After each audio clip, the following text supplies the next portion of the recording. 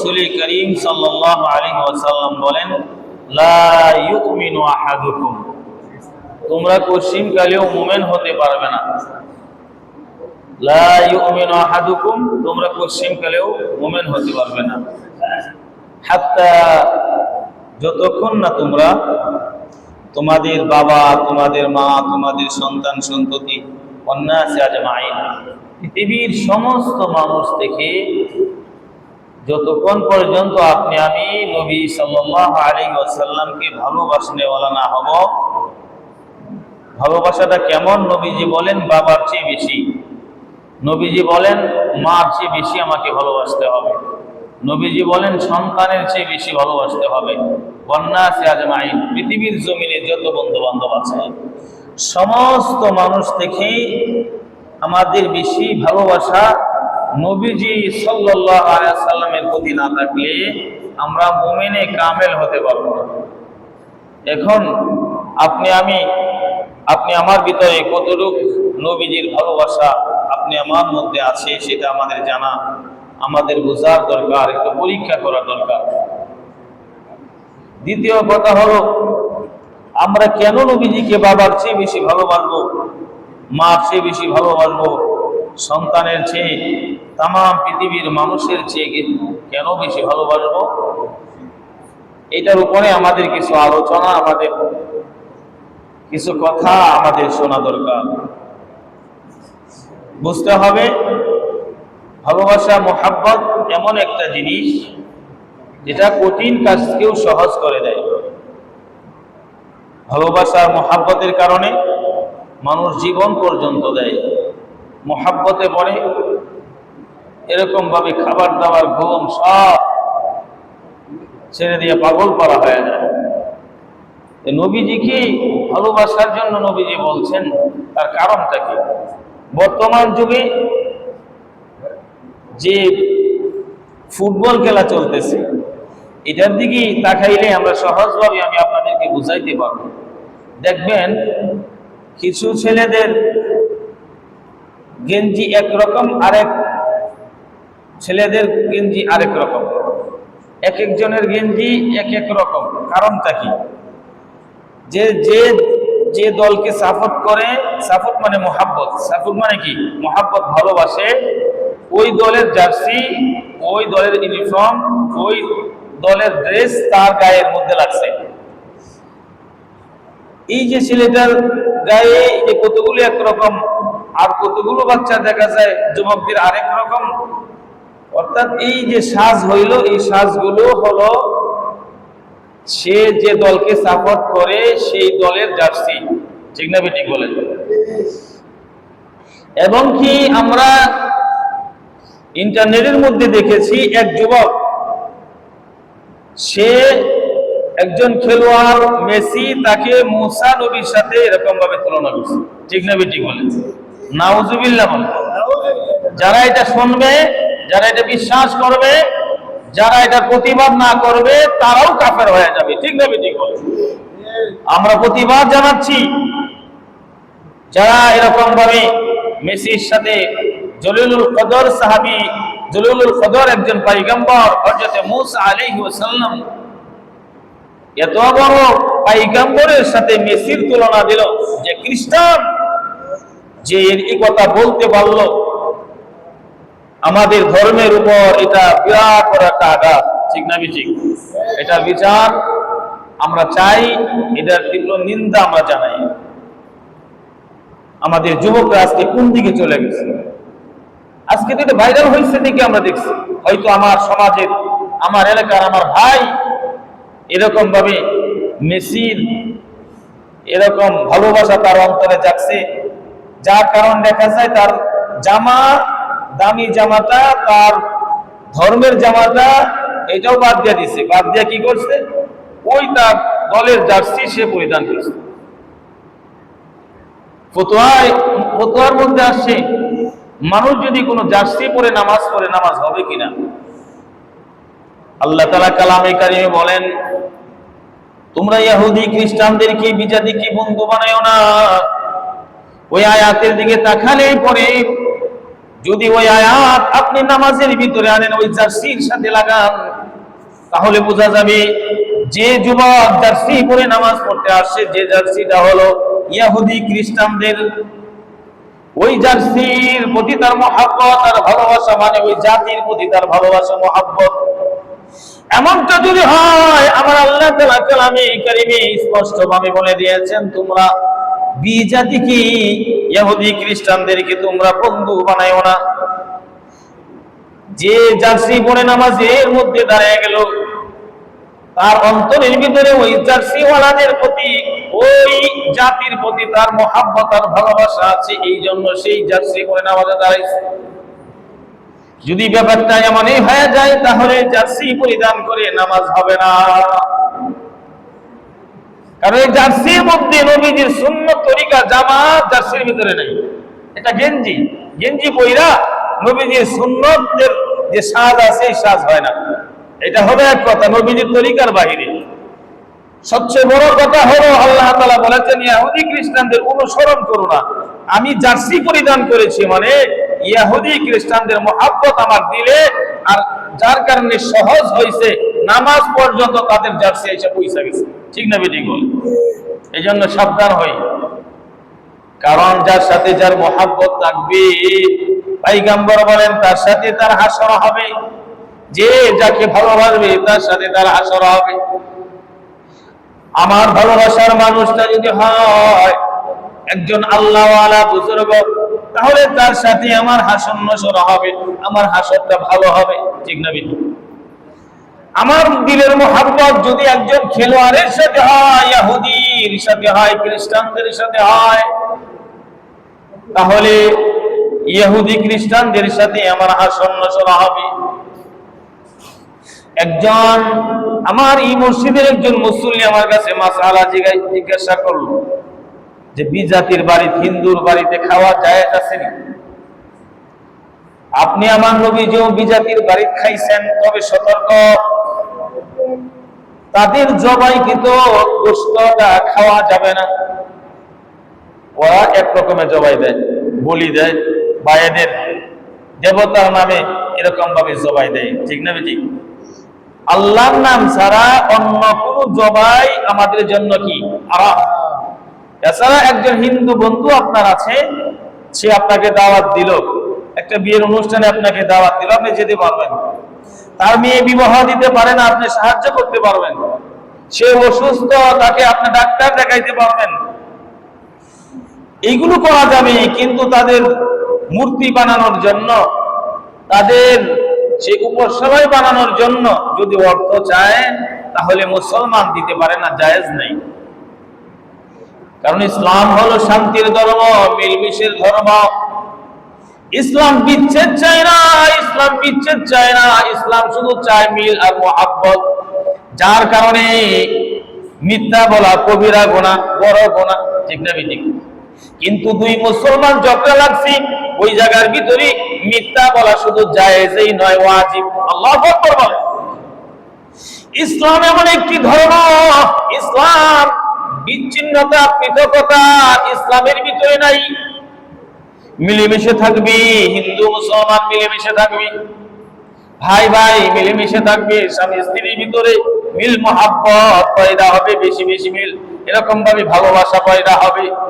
যার কারণে মাসালার কিতাবে ওখানেও মিথ্যা বলা জায়েজ করা হয়েছে। তোমার বিবিকে গিয়া যদি বলো 500 টাকা দেই, তোমার এই জামাটা এনেছি, এটা বললে বিবি মেনে নিবে না। বিবি বলবে কম টাকা দিয়ে এনেছি। আমি যদি 1000 টাকা বলি, আমার বিবি খুশি হবে। ইসলাম বলে তুমি মিথ্যা কথা বলে তোমার বিবির মন জয় করো। আল্লাহু আকবার। ইসলাম পৃথকতা শিক্ষা দেয় না, মিল মুহাব্বত শিক্ষা দেয়।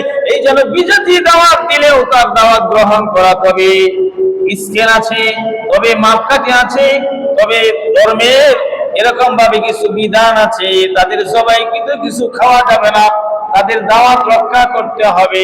যদি মুসলমানের জবাই দেয়, তাহলে ওই বাড়িতে গিয়ে গোশত খাওয়া যাবে। কারণ ইসলাম ধর্মটা হলো মিল মুহাব্বতের। কিসের বলেন? মিল মুহাব্বতের ধর্ম হলো ইসলাম। ইসলামের মধ্যে এমন কোনো বিধান নাই যে বিধানের মধ্যে কঠিন আছে। যে বিধানের মধ্যে জাতির সমস্যা হবে এমন কিছু ইসলামের মধ্যে নাই। সুবহানাল্লাহ বলে। হিন্দু ধর্মের একটা বিধান হলো স্বামী মরে গেছে, যাদের সাথে হিন্দু বন্ধুত্ব আছে, হিন্দুদের সাথে আপনারা যারা কথা বলেন তাদেরকে বলবেন, এই তোমরা স্বামীরা মরে গেলে ওই চিতার মধ্যে নিয়ে বিবি জীবিত বিবিকে এরকম করতে হবে, ওই শ্মশানে নিয়ে জীবিত বিবিকেই ওই স্বামীর সাথে এরকম লাশটাকে যেরকম ভাবে পুড়ে ছাই করে দিল, ঠিক তেমনি ভাবে জীবিত বিবিকেও নিয়ে শ্মশানে নিয়ে এরকম ভাবে জ্বালায়া পোড়ায়া ছাই করে দিতে হবে। এটা তাদের ধর্মগ্রন্থের আদেশ, তাদের ধর্মগ্রন্থে এই নিয়ম। তাহলে ওই ধর্মটা বড় কঠিন, কারণ মানুষের রচিত ধর্মগুলো কঠিন হতে পারে, কারণ মানুষ মহাজ্ঞানী নয়। আমার আল্লাহ তাআলা মহাজ্ঞানী, এই জন্য আমাদের ধর্মের কোনো বিধানের ভিতরে আপনি আমার ক্ষতি নাই, আপনি আমার কষ্ট নাই, সব বিধানের মধ্যে আপনি আমার জন্য উপকার। সুবহানাল্লাহ। তাহলে আমাদের ধর্মটা হলো এমন একটি ধর্ম যেটা জোড়া লাগায়, যেটা পৃথক করে না, ভেঙে দেয় না। আমাদের ধর্মটা হলো এমন, খালি জোড়া লাগাইয়ে দাও, খালি মিলেমিশে দেখো, ঐক্য হও, ঐক্য হও। খানার বেলায় বুখারী শরীফের মধ্যে আসে, পয়গম্বর সাল্লাল্লাহু আলাইহি ওয়াসাল্লাম বলেন, কুলু জামিআন ওয়া লা তাফাররাকু। কুলু খাও, জামিআও একসাথে খাও, ওয়া লা তাফাররাকু পৃথক হয়ো না। সুবহানাল্লাহ বলেন। খাবারের ভিতরেও ঐক্যতা শিক্ষা মুহাম্মদুর রাসূল সাল্লাল্লাহু আলাইহি ওয়াসাল্লাম ইসলাম দিয়েছে একসাথে খাওয়ার জন্য। এই জন্য দেখবেন যারা তাবলীগে যায় 3 দিন খাওয়ার পরে একসাথে প্লেটে খায়, খাওয়ার পরে কি হয়, এক ভাই আরেক ভাইকে 2 টাকা দে, ভাই ভাই 2 দিন 3 দিন একসাথে ছিলাম, একটা মহব্বত পয়দা হয়ে যায়। এই জন্য আল্লাহওয়ালা বুজুর্গরা বলেন, যে স্বামী স্ত্রীর মধ্যে মিল নাই, এই স্বামী স্ত্রীকে এক প্লেটের মধ্যে খাওয়ার জন্য ওনারা তদবির দেন, এক প্লেটে খাও। একটা প্লেট দেয়, এরকম একটা খাসের একটা প্লেট নিয়ে আসবো, মাটির একটা প্লেট নিয়ে আসবো, আমাদের কাছে এরকম নিয়ে আসে, স্বামী স্ত্রী মিল নাই, আমরা আল্লাহ নামে ফু দিয়ে নেই। আসলে মেন ব্যাপার হইলো কি জানেন, মেন ব্যাপার হলো এক প্লেটে যখন স্বামী স্ত্রী খাবে তখন তাদের ভিতরে মিল মহব্বত পয়দা হবে। সুবহানাল্লাহ। পয়গম্বর শিক্ষা দিয়েছেন, ইসলাম শিক্ষা শুধু মহব্বতের শিক্ষা দেয়। পয়গম্বর বলেন, আমাকে কেন তোমরা বাবার চেয়ে বেশি ভালোবাসবে, আমাকে কেন মার চেয়ে বেশি ভালোবাসবে, আমাকে কেন তোমরা সন্তানের চেয়ে বেশি ভালোবাসবে? জানোনি তোমরা যদি আমাকে নিজের আত্মীয় স্বজন থেকে আপন জনদের থেকে বেশি ভালোবাসতে পারো, তাহলে আমি মুহাম্মদুর রাসূল সাল্লাল্লাহু আলাইহি ওয়াসাল্লামের আদর্শ তোমাদের কাছে ভালো লাগবে।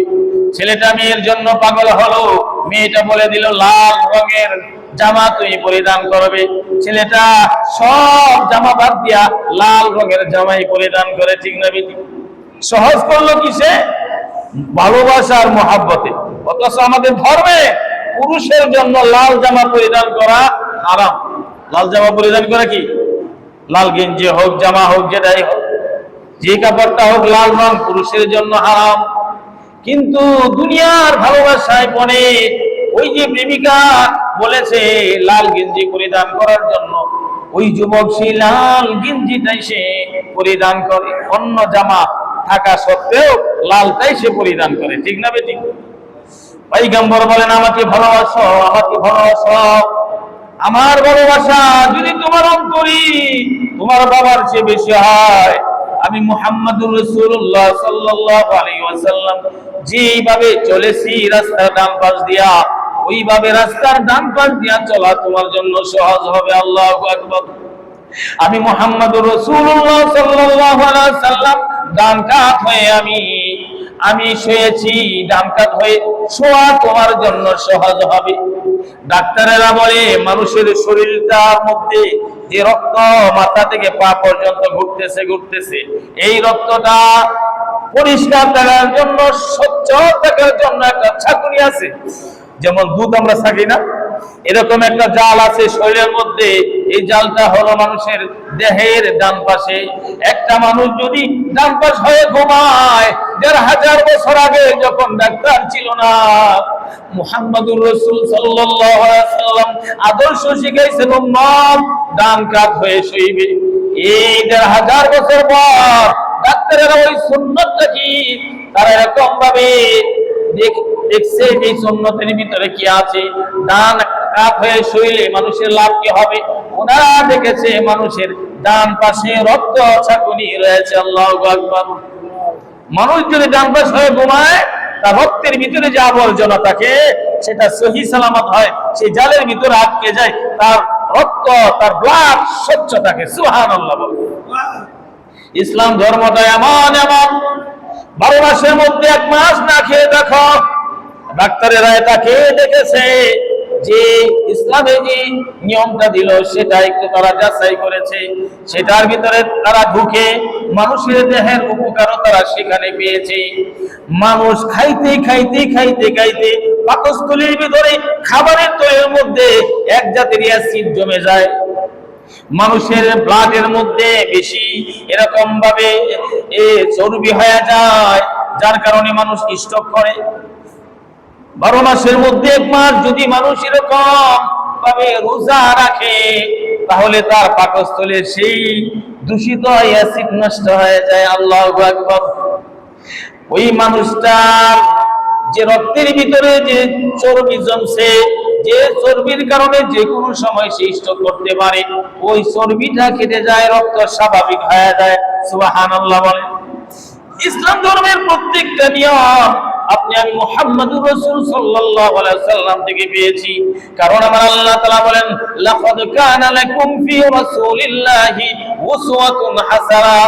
আল্লাহ তাআলা কালামে কারীমে বলেন, ও দুনিয়ার মানুষেরা তোমরা শোনো, তোমাদের মডেল হলো মুহাম্মদুর রাসূল সাল্লাল্লাহু আলাইহি ওয়াসাল্লাম। সুবহানাল্লাহ। আমাদের মডেল মেসি নয়, আমাদের মডেল কোন খেলোয়াড় হতে পারে না। এ মুসলমান যুবক তুমি শোনো, আমার আল্লাহ তাআলা বলেছেন तमाम পৃথিবীবাসীর জন্য কিয়ামত পর্যন্ত মডেল হলো মুহাম্মদুর রাসূলুল্লাহ সাল্লাল্লাহু আলাইহি ওয়াসাল্লাম। সুবহানাল্লাহ। এই জন্য পয়গম্বর বলেন, আমাকে ভালোবাসো, কারণ আমাকে ভালোবাসলে আমার কোরআন তোমার কাছে ভালো লাগবে, আমাকে ভালোবাসলে আমি রেখে আসা 5 ওয়াক্ত নামাজ আমার তোমার কাছে ভালো লাগবে। আমার ভালোবাসা যদি তোমার অন্তরে থাকে, আমার অর্থনীতি তোমার কাছে ভালো লাগবে, আমার বলে দেওয়া রাজনীতি তোমার কাছে ভালো লাগবে, আমার করা ঘর সংসার তোমার কাছে ভালো লাগবে। একটু যেন মানুষের জীবনে যা প্রয়োজন সব মুহাম্মদুর রাসূল সাল্লাল্লাহু আলাইহি ওয়াসাল্লামের মধ্যে আছে না নাই? সব আছে। আপনি কোনটা বলতে চাইবেন, আপনি কিভাবে বলবেন, সেই আদর্শটাও মুহাম্মদুর রাসূল সাল্লাল্লাহু আলাইহি ওয়াসাল্লামের মধ্যে আছে। আপনি কিভাবে হাঁটবেন সেটাও আছে, আপনি কিভাবে কথা বলবেন সেটাও আছে, আপনি কিভাবে রাজনীতি করবেন, দেশ পরিচালনা করবেন, সব মুহাম্মদুর রাসূল সাল্লাল্লাহু আলাইহি ওয়াসাল্লামের মধ্যে আছে। সুবহানাল্লাহ বলেন। এই জন্য সাহাবায়ে কেরাম রাদিয়াল্লাহু আনহুম দেখি আমাদের শিখতে হবে, সাহাবায়ে কেরাম যেইভাবে নবীজিকে ভালোবেসেছেন সেইভাবেই নবীজিকে আমাদের ভালোবাসতে হবে। নবীজির ভালোবাসা নমুনা হলো সাহাবায়ে কেরাম। কারা বলেন? নিজের মন গড়া না, আমি নবীকে ভালোবাসলাম একটা করে ফেললাম এমনটা না।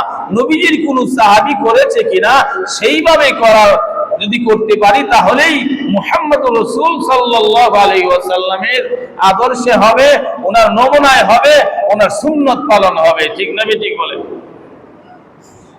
পয়গম্বর সাল্লাল্লাহু আলাইহি ওয়াসাল্লামের প্রত্যেকটা সাহাবী আপনি আমার নবীকে নিজের জানের চেয়ে বেশি ভালোবাসতেন, নিজের মায়ের চেয়েও বেশি ভালোবাসতেন, নিজের বাবার চেয়ে, মার চেয়ে, ওয়ান্নাসি আজমাইন, तमाम পৃথিবীর মানুষের চেয়ে প্রত্যেকটা সাহাবী আপনি আমার নবীজিকে পৃথিবীর সবচেয়ে বড় ভালোবাসাটা মুহাম্মদুর রাসূলুল্লাহ সাল্লাল্লাহু আলাইহি ওয়াসাল্লামের জন্যই ছিল। সুবহানাল্লাহ।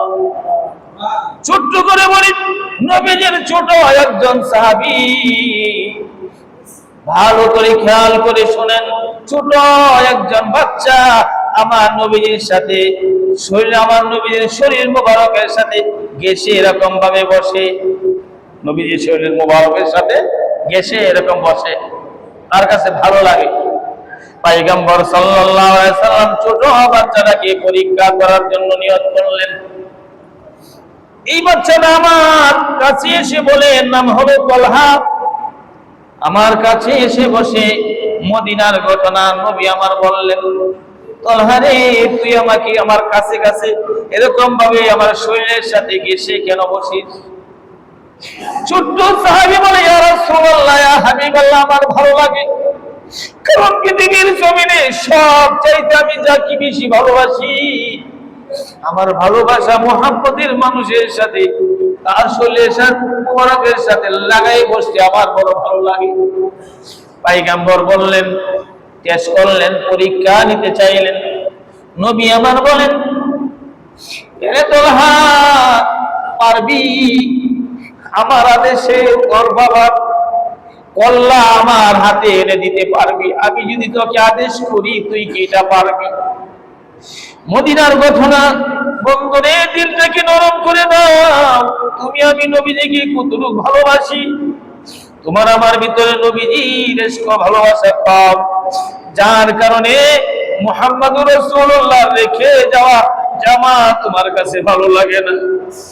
এর যুবক তোমার জবান দিয়ে বাইর হয়ে যায়, জলিলুল কদর একজন নবীর সাথে মেসির তুলনা দাও, তোমার ঈমান তো চলে গেছে, ঠিক না বেটি? তুমি যদি মুসলমান হয়ে থাকো তুমি মুরতাদ হয়ে গেছো। আমাদের ধর্মের নিয়ম হলো যে মুরতাদ হয় তার শাস্তি হলো মৃত্যুদণ্ড। শাস্তি কি? যদি মুরতাদ হয়ে যায় মুরতাদের কোনো ক্ষমা নাই। ছোট্ট সাহাবী পয়গম্বর বললেন, তলহা যা, বাবার মাথায় এনে আমার কাছে দে। নবীজি টেস্ট করার জন্য পয়গম্বর বললেন।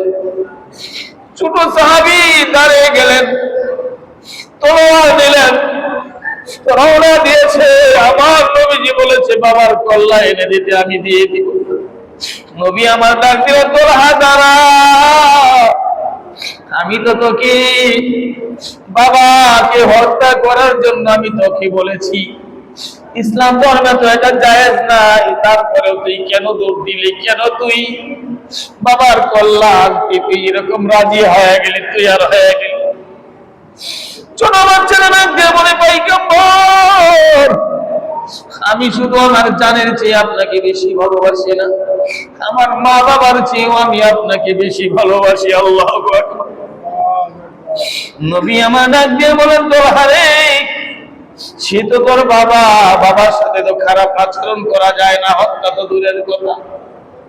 ছোট বাচ্চারা ডাক দিয়ে বলেন, পয়গম্বর, আপনিই তো বলেছেন বাবার চেয়ে মুহাম্মদুর রাসূল, আপনি নবীর ভালোবাসা অন্তরে না থাকলে পূর্ণাঙ্গ মুমিন আমি হতে পারবো না। আমি তলহা প্রমাণ করে দিব, আমার বাবার চেয়ে আমার নবীর আদেশ আমার কাছে বড়। আল্লাহু আকবার। নবীজি বলেন, আমি তো তোকে পরীক্ষা করতে চেয়েছিলাম। এমন অবস্থায় পয়গম্বর সাল্লাল্লাহু আলাইহি ওয়াসাল্লাম এই ছোট্ট নবীজির সাহাবীরা অসুস্থ হয়ে গেল। নবী আমার ডাক দিয়া বলেন, সাহাবীরা রে, আমার তলহা কেন আমার দরবারে আসে না? জানানো হলো, ইয়া রাসূলুল্লাহ, ইয়া হাবিবাল্লাহ, তলহা তো অসুস্থ। নবী আমার সাহাবীদের কি নিয়ে রওনা দিলেন, গিয়া দেখে তলহা এমন অসুস্থ, তার জ্ঞান নাই। নবী আমার ডাক দিয়া বলেন, আমার তলহার যে অবস্থা, রাত্রটা পার হতেও পারে, নাও হইতে পারে, তবে তোমরা শোনো, আমার তলহা যদি মারা যায় আমাকে খবর দিবে, আমাকে সংবাদ পৌঁছাবে, আমি নবী এসে তলহার জানাজা দিব, আমি আমার তলহাকে গোসল করাবো, আমি আমার তলহা এরকম, আমি আমার তলহার কাপড়ের কাপড় আমি নিজ হাতে পরাবো। রাত্রটা নবীজি চলে আসলেন, রাত্র আর পার হলো না। নবীজির প্রিয় সাহাবী ছোট্ট সাহাবীর ইন্তেকাল হয়ে গেল। ইন্তেকালের আগে একটু হুশ আসলো, তলহা ডাক দিয়া বলি, তালহা আশেপাশের লোকগুলোকে ডেকে বলে, আমার নবী কি এসেছিল আমাকে দেখার জন্য? মানুষগুলো বললো, তালহা নবীজি আসছিলেন, নবীজির সাহাবীরাও আসছিল। তালহা ডাক দিয়ে বলে, আমার নবী কি বলেছে যে তুমি যদি ইন্তেকাল করো তাহলে সংবাদ যেন নবীর কাছে পৌঁছাই, নবীজি চলে আসবে, তোমার জানাজা দিবে, দাফন কাফনের ব্যবস্থা নবীজি নিজের হাত মুবারক দিয়া করবে। তালহা ডাক দিয়ে বলে, না না, আমার ইন্তেকাল হয়ে গেলে দিনের পয়গম্বরকে রাত্রে বেলায় সংবাদ দিও না।